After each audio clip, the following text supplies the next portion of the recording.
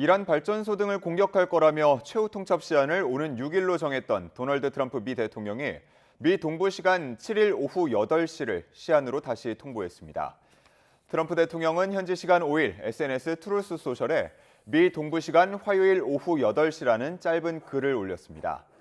이란 발전소 공격을 예고하며 앞서 밝혔던 시한을 6일에서 하루 연장하겠다는 뜻으로 보입니다.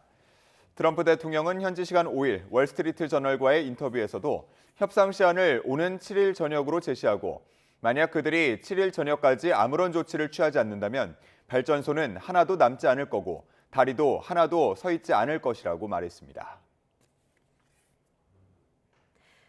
이란 정부가 트럼프 대통령의 최근 이딴 공격 위협에 대해 이란은 공격에 상응하는 보복을 할 것이며 미국 소유 혹은 미국 관련 시설을 표적으로 삼을 것이라고 강조했습니다. 에스마일 바게이 이란 외무부 대변인은 이란군은 이란의 기간 시설이 공격을 받을 경우 똑같이 대응할 것이고 이란 침략에 기여하는 유사한 기간 시설을 공격할 것이라며 이같이 말했습니다. 이는 이란이 자발적으로나 의도적으로 결정해서 하는 일이 아니라 미국의 불법 행위에 맞선 방어 조치의 일환이라고 밝혔습니다. 아울러 한국과의 핵심 기반 시설인 에너지 부분을 공격하겠다고 위협하는 건 전체 인구를 위험에 빠뜨리겠다고 하는 의미인 만큼 전쟁 범죄이자 반인도적인 범죄라고 비판했습니다. 미국 이스라엘과 이란 전쟁이 원전과 담수화 설비 같은 이른바 필수적인 생존 시설을 파괴하는 양상으로 치닫고 있습니다. 물과 전기를 겨냥한 양측의 압박전으로 민간인 피해는 더 늘어날 수밖에 없습니다. 고한석 기자가 보도합니다.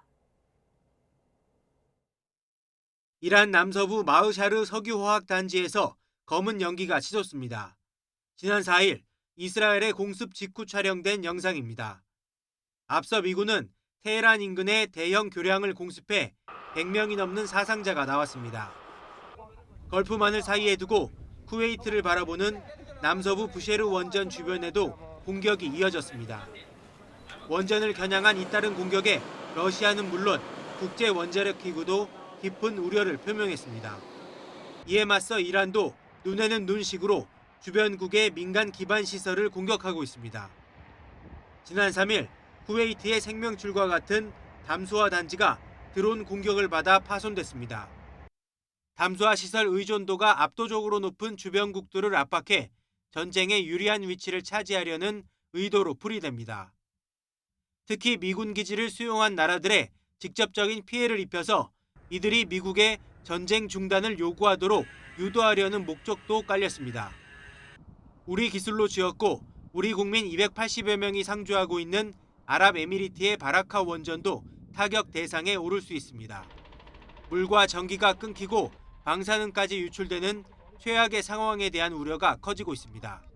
지금 아랍 국가들이 가장 걸프 국가들이 우려하는 것은 이제 방사능이 유출돼서 페르시아만이 오염되고 그것을 통해서 담수화 시설을 통해서 물을 마시는데 식수가 오염되지 않을까, 그 부분이 가장 지금 큰다고 볼 수 있겠고요. 전문가들은 군사적 요충지가 아닌 민간 생존 인프라를 겨냥한 타격전은 결국 대규모 민간인 피해로 이어질 수밖에 없다고 경고합니다. YTN 고한석입니다. 트럼프 미 대통령이 네타냐후 이스라엘 총리의 명령을 따르려고 고집해 중동을 불바다로 몰아넣게 될 거라고 이란 의회 의장이 경고했습니다. 모하마드 바게르 갈리바프 이란 의회 의장은 현지 시간 5일 SNS에 트럼프 미국 대통령을 향해 당신의 무모한 행보가 미국 모든 가정을 살아있는 지옥으로 몰아넣고 있다고 썼습니다. 이어 유일하고 실질적인 해결책은 이란 국민의 권리를 존중하고 이 위험한 게임을 끝내는 것뿐이라고 강조했습니다. 이런 발언은 발전소와 에너지 시설에 대한 공격 유예 만료 시점을 앞두고 트럼프 대통령이 거친 말로 협상 타결을 종용한 데 따른 것으로 보입니다. 이런 가운데 실종됐던 미국 전투기 조종사가 구조됐는데요. 이스라엘 정부는 양국 군 당국의 긴밀한 협력으로 이룬 결과라고 밝혔습니다. 카츠 이스라엘 국방부 장관은 현지 시간 5일 이번 작전에 대해서 가장 복잡한 순간에도 이스라엘과 미국이 얼마나 긴밀히 공조할 수 있는지를 보여주는 또 다른 증거라고 말했습니다. 가츠 장관은 이번 작전에서 이스라엘이 구체적으로 어떤 역할을 했는지는 밝히지 않았습니다. 이와 관련해 일간 타임스 오브 이스라엘은 이번 수색과 구조작전에서 이스라엘의 정보 자산이 결정적으로 도움을 준 것으로 알려졌다고 보도했습니다. 구출된 미국 조종사가 타고 있던 전투기 F-15는 오랜 기간 미 공군의 주력 기종으로 활약했습니다. 그동안 하늘의 제왕으로 군림해 왔는데 결국 무력화됐다던 이란 방공망에 의해 개전 이후 첫 격추라는 불명예를 안게 됐습니다.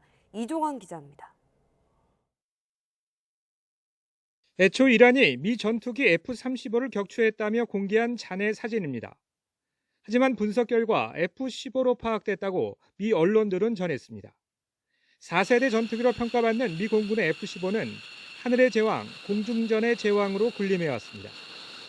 말 그대로 적 비행기를 잡는 데 특화된 전투기로 원거리와 근거리 전투 모두 대응이 가능합니다.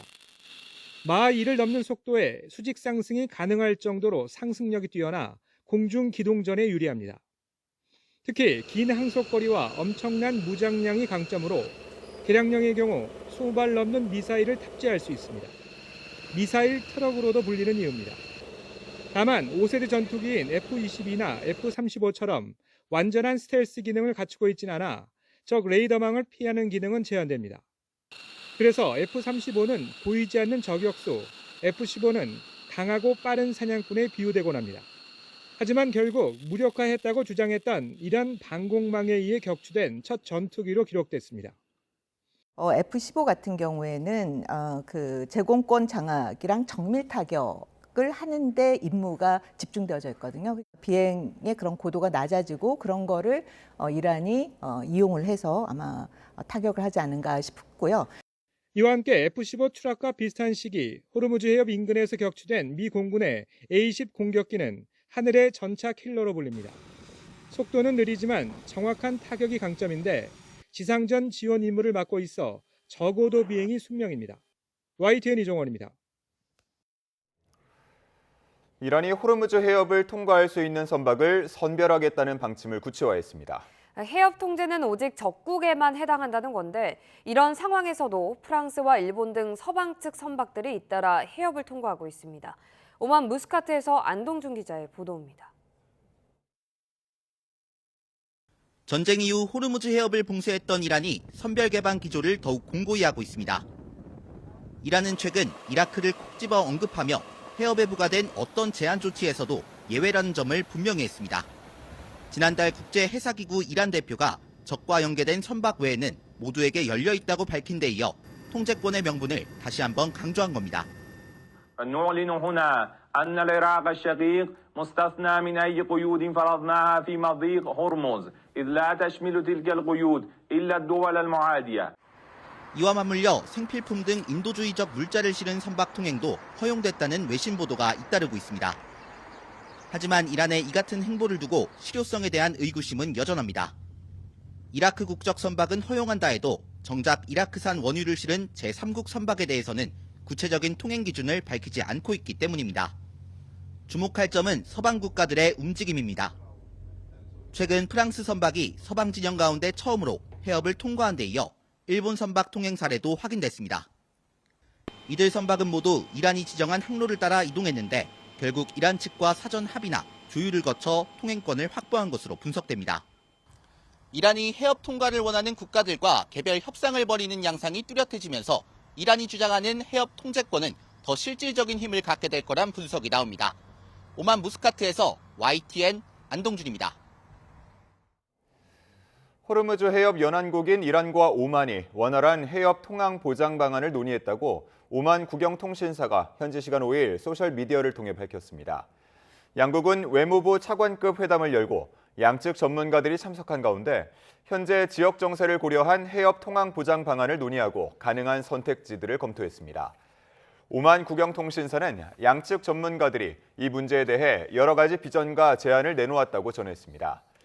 이란은 호르무즈 해협을 통과하려는 선박의 국적, 선적 화물 종류 등을 고려해 선별적으로 통항을 허용하겠다는 입장이어서 양국의 협의 결과에 전 세계 이목이 쏠려 있습니다. 석유 수출국 기구 오펙과 주요 산유국 모임인 오펙 플러스 소속 8개국이 다음 달 원유 생산량을 하루 20만 6천 배럴 늘리기로 했다고 블룸버그 통신 등이 보도했습니다. 사우디아라비아와 러시아, 이라크, 아랍에미리트 등 8개국 에너지 장관은 현지 시간 5일 화상회의에서 이렇게 합의했습니다. 로이터 통신은 이번 증산 목표치가 호르무즈 봉쇄로 막힌 공급량의 2% 미만이라고 전했습니다. 일본 정부가 대체 경로를 통해 다음 달에는 지난해 60% 수준까지 원유를 확보할 수 있을 거라고 현지 언론이 보도했습니다. 잘만 되면 기름 걱정 않고 내년 초까지도 버틸 수 있다는 전망도 나왔습니다. 도쿄에서 이승배 특파원입니다. 일본 정부가 호르무즈가 아닌 다른 곳에서 본격적으로 원유 수입에 나설 거라고 공영방송 NHK가 보도했습니다. 대체 경로를 통한 조달이 이번 달은 지난해 20%에 불과했지만 다음 달에는 3배인 60%까지 확보할 수 있다는 것입니다. 구체적인 동선도 공개했습니다. 아랍에미리트 동쪽 호르무즈 해협 출구에 있는 푸자이라항, 그리고 사우디아라비아 서부 얀부항을 통해 홍해를 지나는 경로입니다. 대표적인 호르무즈 우회 요충지로 꼽히는 곳들인데 두 곳에서 지난해 절반가량을 조달받을 수 있을 것으로 내다보고 있습니다.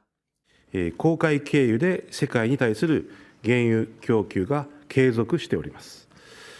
政府としては海上輸送ルートの確保は重要であると考えており、航行の安全確保のため引き続きあらゆる外交努力を続けてまいります。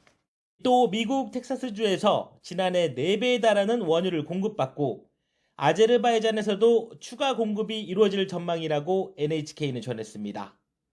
그래도 부족한 물량은 비축유로 채울 방침입니다. 일본 정부는 다음 달에 국가 비축유 가운데 21분 정도를 추가로 푸는 방안을 검토하는 것으로 전해지고 있습니다. 계획대로 진행된다면 내년 초까지 버틸 원유를 확보할 수 있을 것으로 일본 정부는 예상하고 있다고 NHK는 전했습니다. 다카이시 총리도 SNS를 통해 대체 경로를 통해 원유 확보를 추진하고 있다면서 구체적인 진행 상황을 전했습니다. 지난달 28일에 호르무즈 해협을 통과하지 않은 유조선이 처음으로 일본에 도착했고 조만간 중동에서 출발한 유조선이 추가로 도착할 거라고 설명했습니다. 그러면서 현재 8개월치 석유를 비축하고 있으며 대체 조달도 착실히 진행되고 있어 일본 전체가 필요한 만큼의 석유는 확보돼 있다고 강조했습니다. 도쿄에서 YTN 이승배입니다. 정유사와 주유소를 연결하는 석유 대리점 업계가 최고 가격제 시행 이후 유통망 붕괴 위기에 놓였다며 대책 마련을 촉구했습니다.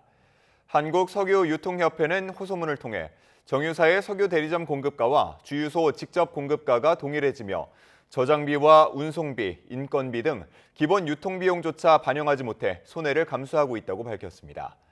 협회는 현재 구조에서는 한 달도 버티기 어렵다며 유통망이 붕괴될 경우 주유소 공급 차질과 소비자 불편으로 이어질 수 있다고 지적했습니다. 이에 따라 석유 대리점 공급 가격을 주유소보다 낮게 책정하고 정유사 손실 보전 과정에서도 이를 반영해야 한다고 요구했습니다. 이란 사태로 국제유가와 원자재 가격이 치솟자 각 지자체가 교통비와 농업 분야 등에 대해서 긴급 지원에 나섰습니다. 서울시는 대중교통 이용자에게 현금을 돌려주기로 했고 경북은 어업인 기름값을, 강원은 비료값 부담을 덜어주는 등의 지원 대책을 내놓았습니다. 이성우 기자입니다. 이란 사태로 국제 유가가 요동치면서 서민 경제에 비상이 걸렸습니다. 이에 시민들의 교통비 부담을 덜어주기 위해 서울시가 대중교통 지원책을 내놨습니다. 이번 달부터 오는 6월까지 기후 동행카드 31건 이용자에게 매달 3만 원씩 현금으로 돌려주기로 한 겁니다. 고유가 시대에 자가용 대신 대중교통 이용을 유도해 에너지를 절약하겠다는 취지입니다. 결제를 먼저 한 뒤 나중에 환급받는 페이백 방식으로 4월에서 6월 사이 기후 동행카드를 충전해 이용을 마친 서울 시민이 지원 대상입니다. 에너지 수요는 줄이고 교통비 부담은 실질적으로 낮추어서 대중교통을 이용할수록 이득이 되는 구조를 만들겠습니다. 이로 인한 대중교통 수요 증가는 버스와 지하철 운행을 늘려서 기름값 급등에 직격탄을 맞은 어민들을 위해 경상북도도 긴급 수혈에 나섰습니다. 지역 내 동료건설 2,700여 척을 대상으로 기름값 인상분의 20%를 6개월간 지원하기로 했습니다. 강원도도 비료 수급 불안으로 인한 농가 경영비 부담을 줄이기 위해 요소 등 무기질 비료 6만 5천여 톤을 공급합니다. 전체 예산 52억 원을 투입해 농가들은 가격 상승분의 80%를 할인된 금액으로 비료를 살 수 있게 됩니다. 이란 사태로 불확실성이 커지는 가운데 각 지자체는 현장을 실시간으로 점검하며 추가 대책 마련에 속도를 내고 있습니다. YTN 이서우입니다. 오늘의 주요 경제 일정입니다. 빗썸에서 벌어진 비트코인 오지급 사고와 관련해 금융당국이 오늘 가상자산 거래소 점검 결과와 제도 개선 방향을 발표합니다. 가상자산 거래소에 상시 잔고대사 시스템 운영 의무를 부과하고 안전장치를 강화하는 방안이 포함될 전망입니다. 이른바 반값 생리대 출시가 잇따르고 있습니다. 유한 킴벌리에 이어 LG 유니참도 기존 제품의 약 50% 수준 가격인 실속형 생리대를 출시했는데요. 오늘부터 온오프라인 판매를 확대할 예정입니다. 농협이 오늘부터 차량 2부제를 자율시행하고 필요할 경우 의무 도입을 검토하기로 했습니다. 앞서 정부는 자원안보 위기 경보를 경계 단계로 격상하고 모레부터 공공기관에서 승용차 2부제를 시행한다고 밝혔습니다. 지난해 15 대책으로 서울 전역이 토지거래 허가구역으로 지정되고 대출 규제가 강화되면서 타 지역 거주자의 서울 아파트 원정 매입 비중이 9년 만에 최저를 기록했습니다. 한국부동산원의 매입자 거주지별 아파트 매매 거래를 보면 서울 아파트 매매 거래 건수는 지난해 11월부터 넉 달 동안 2만 810건 신고됐습니다. 이 가운데 다른 지역 거주자의 매수 건수는 3,914건으로 18.81%를 차지했습니다. 이는 지난 2017년 2월부터 6월까지의 18.45% 이후 9년 만에 가장 낮은 비중입니다. 삼성 오너 일가의 12조 원 규모 상속세 납부가 이번 달 마무리됩니다. 역대 최대 규모의 상속세를 5년에 걸쳐 납부 완료하면서 이재용 회장을 중심으로 한 뉴 삼성 체제에도 속도가 붙을 전망입니다. 내일로 다가온 1분기 실적 발표를 앞두고 역대 최대 영업이익에 대한 기대감도 커지고 있습니다. 오동건 기자가 보도합니다. 지난 2020년 고 이건희 선대회장 별세 이후 시작된 삼성과의 상속세 납부. 역대 최대 규모인 약 12조 원의 상속세 납부가 이번 달을 끝으로 모두 마무리됩니다. 홍라이 명예관장의 상속세가 약 3조 1천억 원, 삼성전자 이재용 회장이 2조 9천억 원, 호텔신라 이부진 사장이 2조 6천억 원 규모인 것으로 알려졌습니다. 유족들은 2021년부터 5년에 걸쳐 상속세를 6차례 나눠내는 연부 연납 방식으로 부담을 분산해왔습니다. 재원은 배당금과 지분 매각, 신탁 계약 등을 통해 마련했습니다. 특히 이재용 회장은 핵심 계열사 지분을 유지한 채 배당과 대출 중심으로 대응하며 지배구조를 유지했습니다. 상속세 부담이 해소되면서 재계에서는 삼성 경영이 새로운 국면에 들어섰다는 평가가 나옵니다. 이재용 회장 체질의 완전한 김기현 승계가 이루어졌다고 봐야 되는 게 가장 큰 의미가 있죠. 반도체의 이 호황으로 들어온 이 어떤 자금으로 새로운 삼성그룹의 먹거리를 만들어야 될 최후의 기회가 오지 않았나. 삼성전자는 내일 1분기 잠정 실적 발표를 앞두고 있습니다. 증권가에서는 반도체 호황 영향으로 1분기 영업이익이 사상 최대치였던 지난해 4분기의 2배 수준인 40조 원을 훌쩍 넘길 것으로 보고 있습니다. 지난해 연간 영업이익 43조 6천억 원을 웃돌 가능성도 제기됩니다. 일부 증권사는 50조 원을 넘을 가능성도 내놓고 있습니다. 메리츠 증권은 53조 9천억 원, 시티글로벌 마켓은 51조 원 수준을 각각 예상했습니다. 메모리 가격 상승과 고대역폭 메모리 HBM 판매 확대가 실적을 견인했다는 분석입니다. 다만 스마트폰 사업 수익성 둔화와 일부 가전사업 부진은 향후 극복해야 할 과제로 꼽힙니다. 상속세 부담 해소와 실적 기대가 맞물린 삼성. 뉴 삼성 체제가 실제 성과로 계속 이어질 수 있을지 주목됩니다. YTN 오동건입니다.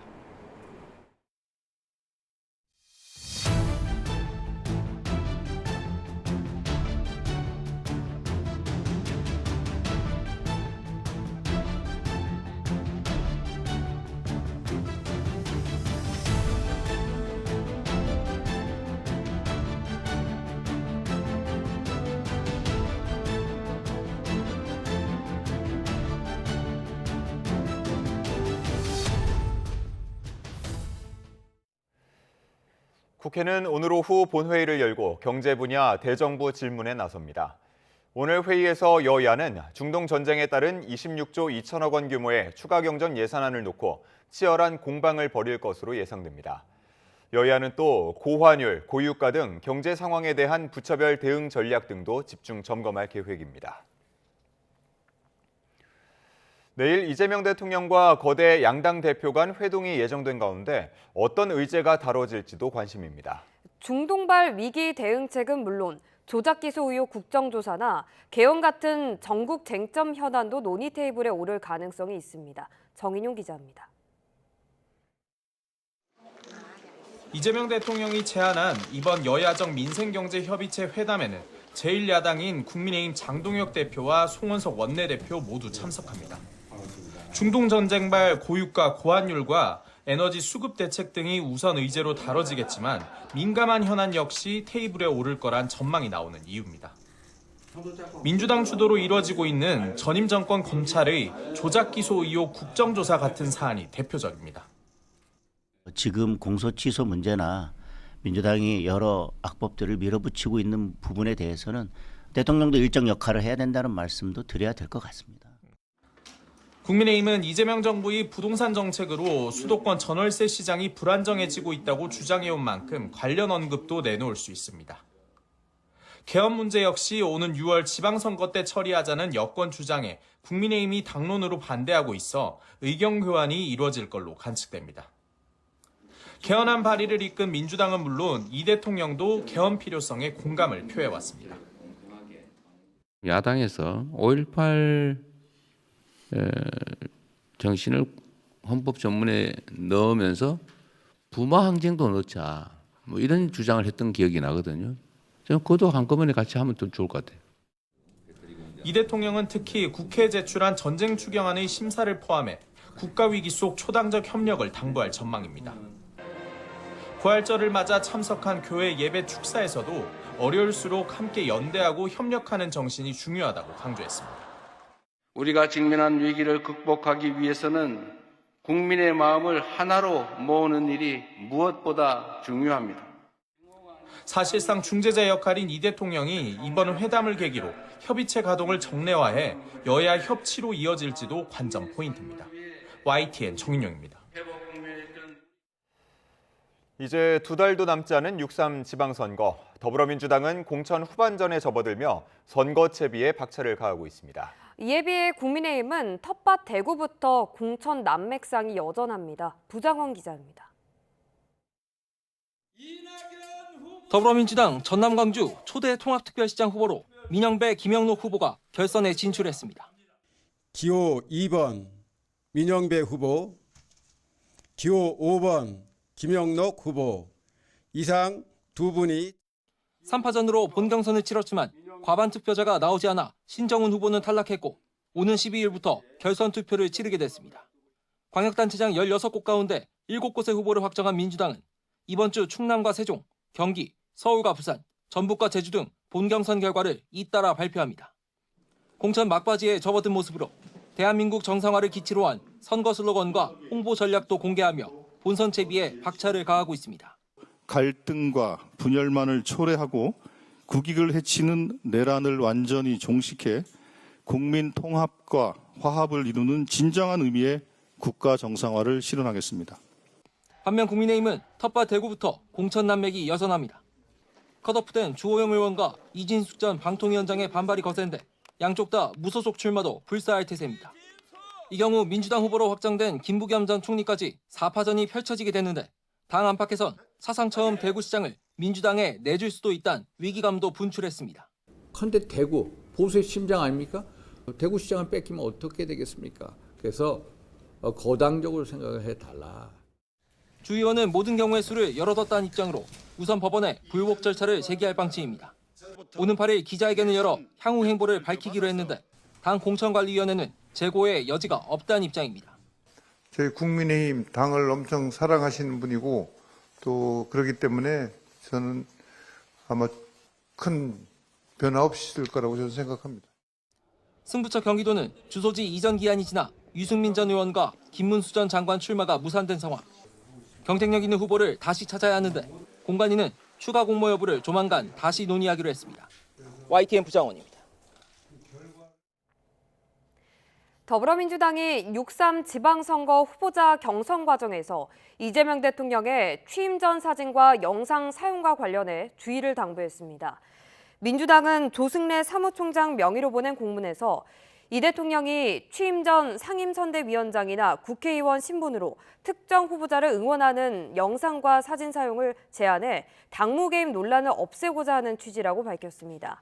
이어 기존에 설치된 외벽 현수막과 후보자 명함 등의 홍보물은 사용할 수 있다면서도 과거 촬영물을 현재 시점인 것처럼 활용하는 행위는 엄중히 금지된다고 강조했습니다.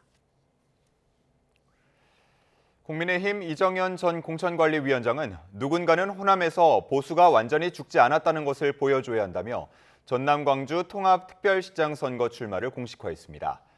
이 전 위원장은 어제 SNS에 호남을 버리고 어떻게 대한민국을 말하겠느냐며 이같이 적었습니다. 이 전 위원장은 유리해서가 아니라 불리한 곳에서도 끝까지 책임지는 사람이 정치인이라는 것을 보수 후배 정치인들에게 증명하겠다고 강조했습니다. 더불어민주당이 조작기소 의혹 국정조사에서 증인 선서를 거부한 박상용 검사에 대해 법적 조치를 시사했습니다. 국민의힘은 퇴장당한 건 검사 한 사람이 아니라 법치와 민주주의라며 거듭 국정조사 중단을 촉구했습니다. 박조은 기자가 보도합니다. 민주당 한병도 원내대표는 지난 3일 국정조사에 출석했다가 38분 만에 퇴장당한 박상용 검사에 대해 이렇게 말했습니다. 정말 깜짝 놀랐습니다. 그 증인 선서도 거부를 하는 모습은 많은 국민들이 봤을 때 상당히 거만하게 보였고 왜 검찰 개혁을 해야 하는지 국민도 느낄 수 있었을 거라며 국정조사에 박차를 가하겠다는 의지를 분명히 했습니다. 휴일 기자간담회를 자청한 국정조사 특위위원들도 선서 거부는 위증할 결심이다. 떳떳하다면 왜 거부하느냐며 화력을 보탰습니다. 앞서 박 검사는 국정조사가 위헌 위법해 선서와 증언을 거부한 거라고 입장을 밝혔는데 발끈한 민주당은 국회에 대한 도전이라며 고발 등 법적 조치 가능성까지 꺼내들었습니다.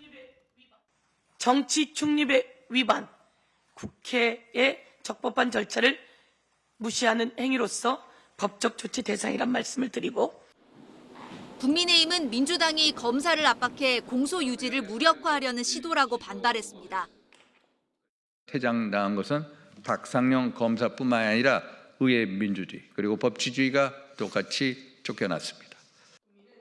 또 집권당이 대통령 개인 사건을 위해 국회를 동원하고 있는데도 대통령은 아무 말이 없다며 화살을 돌렸습니다. 대통령의 침묵은 사실상의 묵인이자 동조입니다.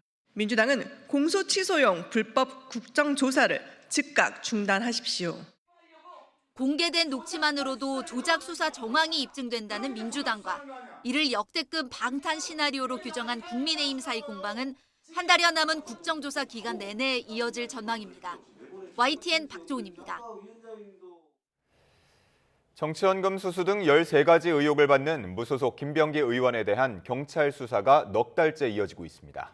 별다른 수사 성과가 나오지 않으면서 늑장 수사 논란이 나오는 가운데 경찰은 조만간 김 의원에 대한 6차 소환 조사를 진행할 계획입니다. 조경원 기자가 보도합니다.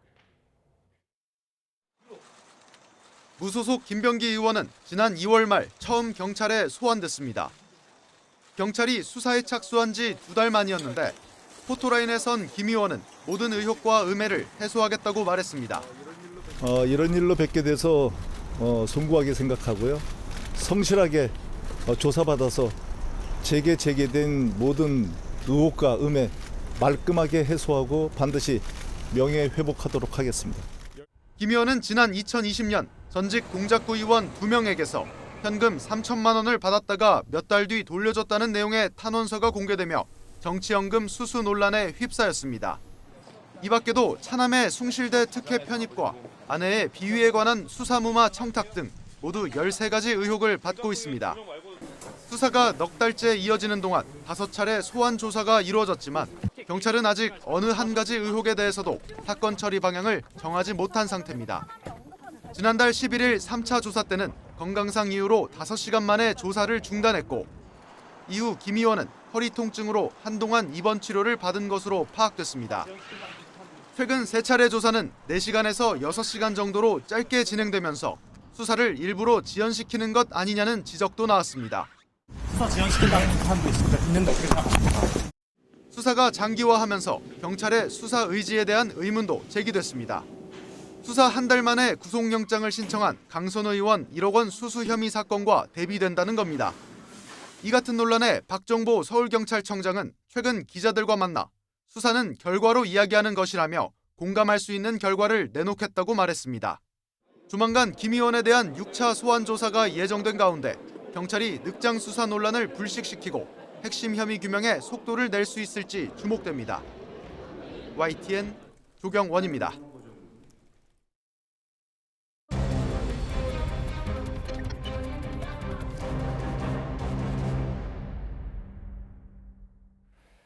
(20개월) 영아가 친모의 방임으로 숨진 사건 이면에는 공무원 한 명 혼자서 기초생활수급 1,800세대를 관리하는 구조적인 한계가 있었습니다. 여기에 이 가정은 취약계층 아동을 밀착 관리하기 위한 서비스도 신청하지 않아서 관련 지원을 받지 못했던 것으로 확인됐습니다. 이현정 기자가 보도합니다.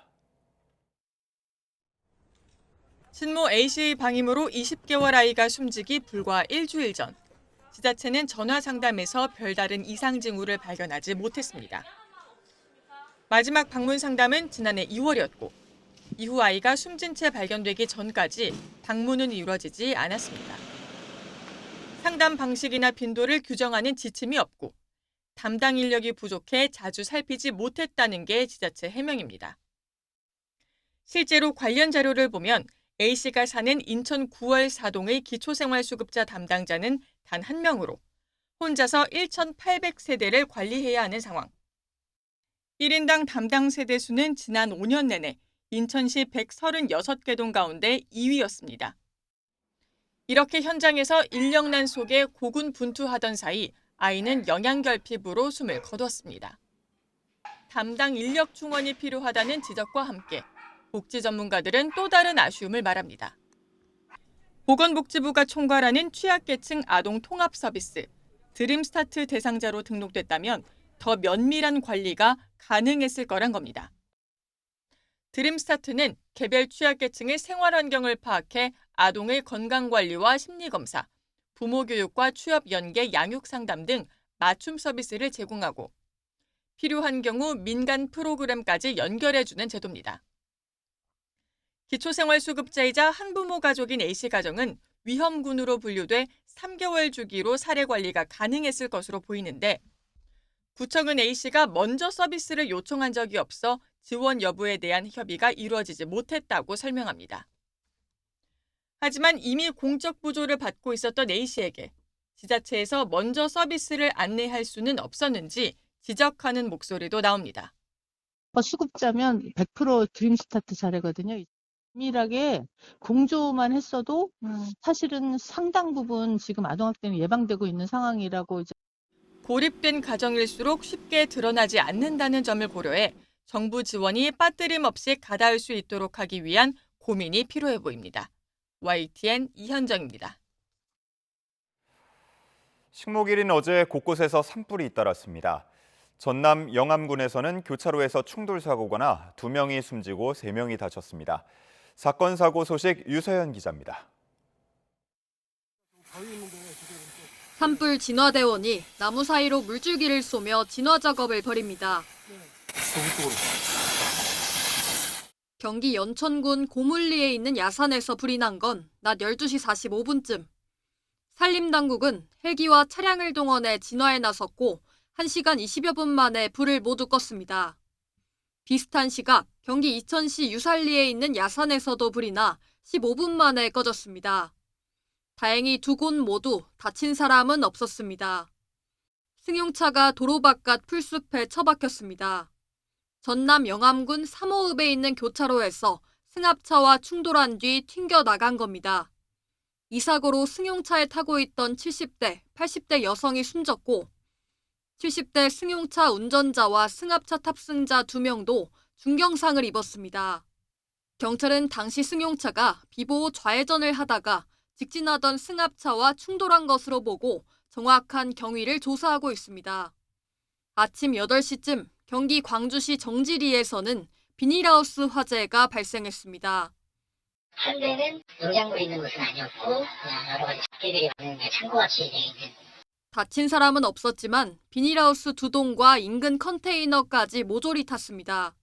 소방당국은 화재 원인과 피해 규모를 조사하고 있습니다.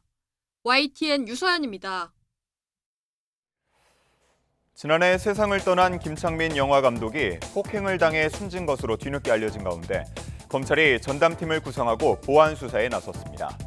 의정부 지방검찰청 남양주지청은 지난 2일 경기 구리경찰서로부터 송치받은 김 감독에 대한 상해치사 사건에 대해 9명 규모로 전담팀을 편성했다고 밝혔습니다. KBS 현직 기자가 근무 시간 중 술을 마신 채로 운전대를 잡았다가 주차된 차량을 들이받는 사고를 내 경찰 조사를 받게 됐습니다.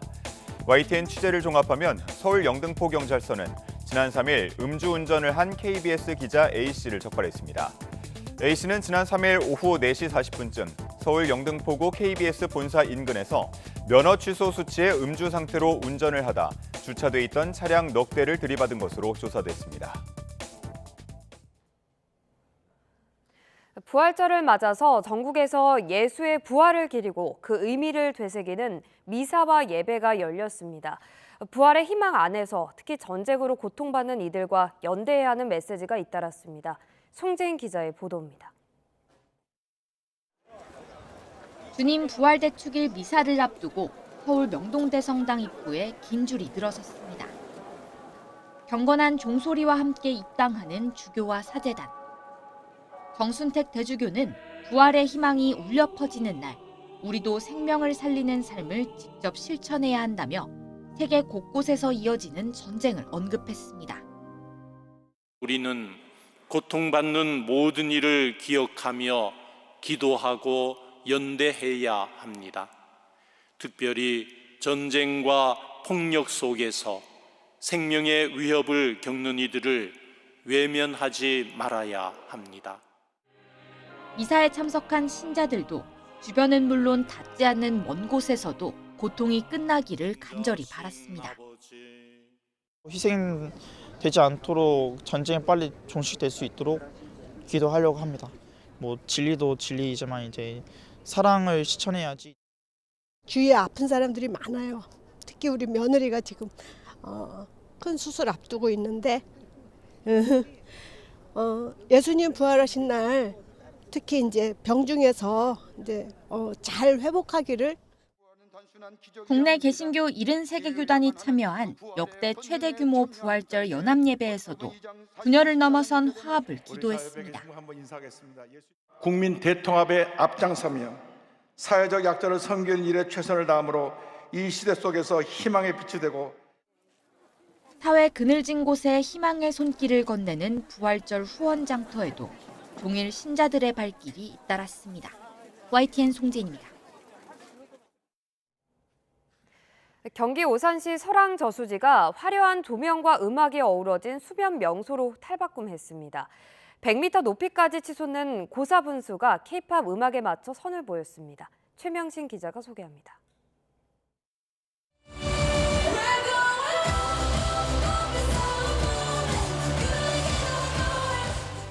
저수지 수면 위로 형형색색의 물기둥이 힘차게 솟구칩니다. 경쾌한 K-팝 리듬에 맞춰 마치 파도 치듯 춤추듯 변화무쌍하게 펼쳐집니다. 설왕저수지 음악 분수가 시연회를 통해 베일을 벗었습니다. 길이 57m의 분수대가 최대 100m 높이까지 물줄기를 쏘아올리며 압도적인 위용을 자랑합니다. 앞으로도 더 많은 오산 시민과 관광객들이 설왕저수지를 찾아 여가를 즐기고 주변 명소를 탐방하면서 오산의 매력을 알아가시면 좋겠고요. 기존에 단절됐던 구간을 연결해 2.1km의 순환형 산책로도 온전히 모습을 갖췄습니다. 주민들은 노을과 분수가 어우러진 수변공원의 탄생에 설레는 마음을 감추지 못합니다.